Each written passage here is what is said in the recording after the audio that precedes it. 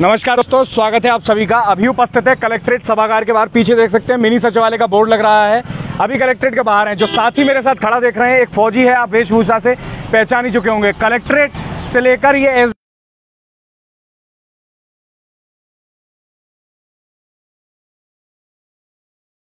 की जुबानी सुनवाता हूं। अब सभी से मेरी शुरुआत में रिक्वेस्ट है, एक शेयर फौजी का नाम जरूर दबाएं। एक भैया भाई लगातार सरहद पर लड़ रहा है आप लोगों के लिए, हमारे लिए, जो हम आराम से अपने घरों में बैठे हैं। फिर उसके बाद वर्दी लगाकर जब ये छुट्टी आता है, जो गिनी चुनी छुट्टियां सरकार से मिलती हैं, उन छुट्टियों को आता है, तो फिर यहाँ ये जनता से लड़ रहा है अपने परिवार के लिए। सरहद पे हमारे लिए, सबके लिए, देश के लिए लड़ रहा है, और यहाँ परिवार के लिए और अपने हकों के लिए, अपनी मेहनत की कमाई के लिए लड़ रहा है यहाँ प्रशासन से। तो सुनते हैं सीधे फौजी का था। भैया दिक्कत क्या है, क्यों चक्कर काटते फिर रहे हो प्रशासन के? मैंने मेरी वाइफ के नाम पे एक प्लॉट की रजिस्ट्री करवाई है, और उस पे स्थानीय लोग जो गोलपरा है भरतपुर में, वहाँ पर उन लोग स्थानीय लोग जाति ठाकुर ने कब्जा कर लिया है मेरी जमीन पे, और वो कब्जा नहीं होने दे रहे मुझे। अच्छा, कब खरीदी थी जमीन आपने? मैंने खरीदी थी 19/11/2018 में मैंने रजिस्ट्री करवाई थी। मुझे तो आज तक मुझे 3 साल हो गए प्रशासन के चक्कर काटते काटते। जब भी मैं छुट्टी आता हूँ तो मुझे पुलिस पटवारी के चक्कर लगवाती है, पटवारी पुलिस के चक्कर लगवाती है। कोई भी प्रशासन अधिकारी ऐसा नहीं है जो जिसके पास मैं नहीं गया। यहाँ तक कि संभागीय आयुक्त, IG, DSP, कलेक्टर, ADM और SP और पुलिस थाना सेवर, कोई भी प्रशासनिक अधिकारी ऐसा नहीं है जिसके पास मैं कम से कम 10-10 बार नहीं गया, लेकिन कोई मेरी सुनवाई नहीं कर रहा है। मुझे यहाँ पर 3 साल हो गए चक्कर काटते। अभी मैं 70 दिन छुट्टी लेकर आया हूँ, जिसमें मेरी 70 की 70 दिन छुट्टी थाने में और कोर्ट कचहरी में निकल गई। मेरा कोई सॉल्यूशन नहीं कर रहा है। सब मेरा लेटर ले लेते हैं, कॉपी ले लेते हैं, हाँ देखेंगे, उसके बाद कोई कार्रवाई नहीं करते हैं। मैं चाहता हूँ कि मेरी कार्रवाई हो। अगर मेरी कार्रवाई नहीं हुई तो फिर मैं कुछ ना कुछ वहाँ पर कुछ ना कुछ करने वाला हूँ। अभी क्या करूं, मेरा पैसा चला गया, मैंने लोन ले रखा है। मेरा जो पैसा था बिल्कुल, जो मेरे फौजी आदमी की इतनी तनख्वाह मिलती है, अब मेरे पास कुछ भी नहीं है।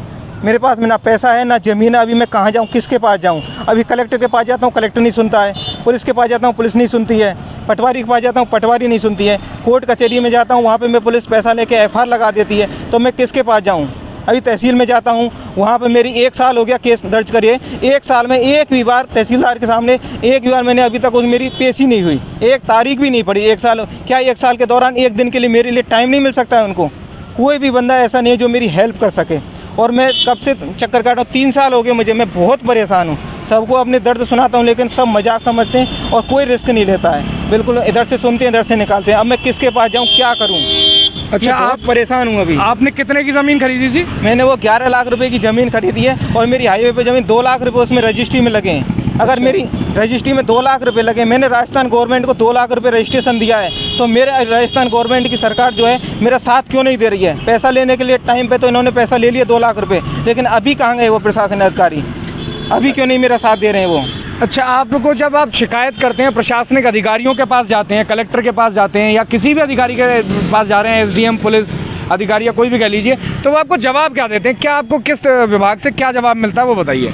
और जवाब कुछ नहीं, बस मेरा लेटर रख लेते हैं, ठीक है इस पर कार्रवाई करेंगे, इससे ज़्यादा कुछ नहीं करते हैं, और वो करते भी नहीं है कुछ भी।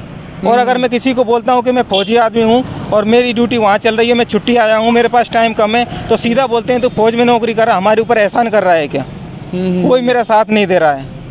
दोस्तों, आप कल्पना कर देखिए क्या मनोस्थिति होगी उस व्यक्ति की, जो एक बार तो आपके लिए लगातार सरहद पर लड़ रहा है। ठीक है, वो नौकरी है, उनका काम है, परंतु वो अपनी जान हथेली पर लेकर आप लोगों के लिए लगातार लड़ाई कर रहे हैं। फिर वो यहाँ आते हैं तो यहाँ लोकल पब्लिक में, अब फौजी पूरे जिंदगी फौज में वहाँ सरहद पर बिता देता है, तो फिर इतना कनेक्शन लोकल पब्लिक में, इतनी समझ लोकल पब्लिक की या माहौल की होती नहीं है।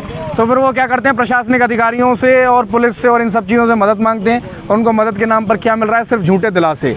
और ये मेरे को ये चीज़ समझाइए भैया कि ज़मीन आपने कितनी खरीदी, कहाँ एग्जैक्ट क्या लोकेशन है, और कब से ये विवाद शुरू हुआ है, किस तरह से शुरू हुआ? ये मेरी जो ज़मीन है वो गोलपरा मथुरा बाईपास है, वहाँ पर रोड के जस्ट ये चिपकी हुई ज़मीन है। और वहाँ पर जो स्थानीय लोग हैं, ये ज़मीन वहाँ पर रोड के साइड में, इसलिए वो लोगों ने कब्जा कर रखा है, इसलिए मुझे देना नहीं चाहते हैं वो ज़मीन। वो बोलते हैं जिसको बुलाना है उसको बुलाए, क्योंकि उनकी सबकी नीचे से ऊपर तक लिंक है, सब पैसा देते हैं। और मैं यहाँ पे जब भी छुट्टी आता हूँ तभी यहाँ पे घूमता हूँ, बाकी मैं चला जाता हूँ। उसके बाद में तो मेरा घर से कोई भी नहीं आता है। ये लोग सब बैठे हुए, सब जगह सेटिंग कर रखी है इन्होंने, सब ये पैसा देते हैं, और इसीलिए मेरा कोई साथ नहीं दे रहा, पुलिस भी साथ नहीं दे रही है। अगर जब मेरी पुलिस प्रशासन, कलेक्टर, DSP, SP कोई मेरा साथ नहीं दे रहा है, तो मुझे क्लियर बोल दो कि भाई तुम्हें जो करना है तुम कर लो, हम इसमें कुछ नहीं कर सकते। तो मैं अपने बलबूते पे, मैं चाहे मैं वहाँ पे मरूं या मेरे 20 बच्चों के साथ मैं आत्मदाह करूं, कुछ भी करूं मैं, चाहे मेरे अंदर सक्षम है तो मैं अपनी ज़मीन उनसे ले लूँगा, नहीं तो मैं चाहे वहाँ पर मर जाऊँ, लेकिन अब मैं इस कगार पे खड़ा हूँ कि या तो मुझे मेरी ज़मीन चाहिए, अगर आप नहीं दिला सकते हो तो मैं वहाँ पर आत्मदाह करूँगा, चाहे मैं कुछ भी करूँ वहाँ पे, मेरे अंदर अगर मैं कुछ भी करूँ, लेकिन मुझे मेरी ज़मीन चाहिए, चाहे मैं लड़ूँ, मर जाऊँ वहाँ पे, चाहे मैं किसी के साथ में युद्ध करूँ, कुछ भी करूँ। मैं जब मैं बॉर्डर पे लड़ सकता हूँ तो मैं यहाँ भी लड़ सकता हूँ। मेरा कोई साथ नहीं देगा तो मैं क्या करूँ, किसके पास जाऊँ? मैं, मेरा कोई साथ नहीं दे रहा है। दोस्तों विश्वास मानिए मेरे रोंगटे खड़े हो गए हैं जब ये भाई कह रहा है भैया मैं आपके साथ हूँ, मैं इस वीडियो को ज़्यादा से ज़्यादा शेयर करूँगा, और जो भी आदमी मुझे देख रहा है इस फौजी भाई के नाम पर ज़्यादा से ज़्यादा इस